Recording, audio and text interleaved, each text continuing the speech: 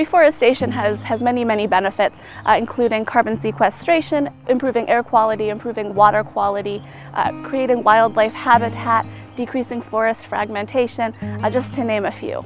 My name is Hannah Clemenson, and I'm a program coordinator with the Legacy Mineland Reforestation Program at Pennsylvania Environmental Council. PEC started doing Legacy Mineland Reforestation back in 2016, and that was our first year doing this type of work, and we did 4 acres in Weiser State Forest. And since then, our program has really grown a whole bunch. From 2016 through 2020, we did 175 acres total. And we're really excited that for 2021, we'll have our biggest season yet, and we'll actually be doubling our total impact. So we're doing about 180 acres across the state this year.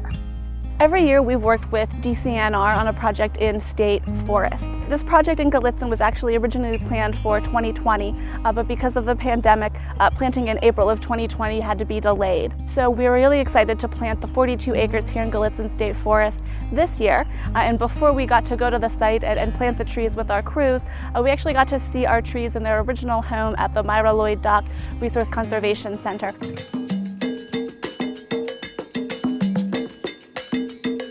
DCNR has a state nursery where they grow all of their own seedlings.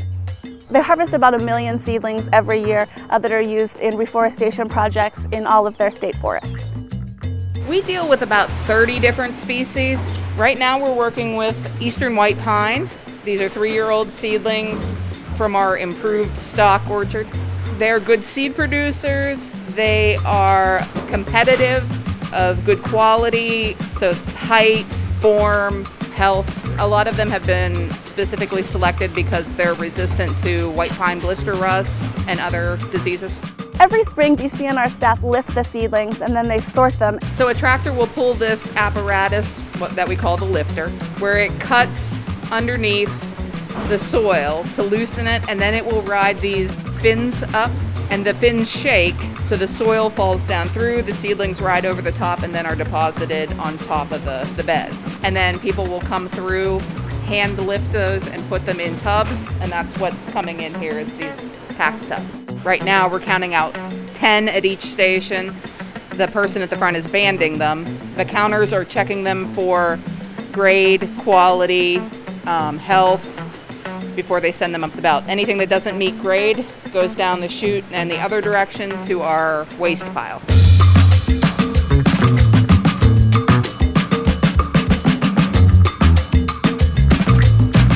After sorting and bundling, the seedlings go into cold storage until it's time for them to be loaded onto trucks and shipped to their destination.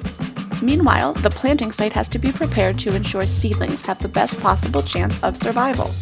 Pennsylvania has over 10,000 acres of abandoned but reclaimed mineland sites. But they were reclaimed according to federal guidance that resulted in basically a non-forested condition for a lot of different reasons. In traditional mineland reclamation, soils are heavily compacted and graded to reduce erosion. So what we do is we go in with a large bulldozer. It has a ripping shank on the back, and it actually decompacts the soil by cross-ripping. So the whole purpose of ripping is to undo that compaction that was done in the original reclamation. Depending on the site, we might use an herbicide treatment in the fall or the spring to control for cool season grasses and other invasive species. You can see professional planting crews here using hodads to dig a hole in the soil and place the seedling in it. These crews plant very quickly. The 42-acre site here in Gallitzin, they were able to plant in just 2 days. In addition to our work in Gallitzin State Forest, we completed many other sites across the state, including State Game Land 72 and Flight 93 National Memorial, as well as several other private sites across the state. We're busy planning ahead already for 2022, and we have lots of big sites that we're looking to tackle, including additional work here in Gallitzin State Forest, as well as Tioga State Forest and State Game Land 75. There are an estimated 200,000 acres of legacy mineland across Pennsylvania, so even though we've done about 400 acres to date, we have a long way to go. So we're hoping to continue to have program growth like this. I'd say that this is very much a commitment that PEC has to the future, because this truly is one of Pennsylvania's legacy environmental issues. And if we're not willing to tackle it, who is?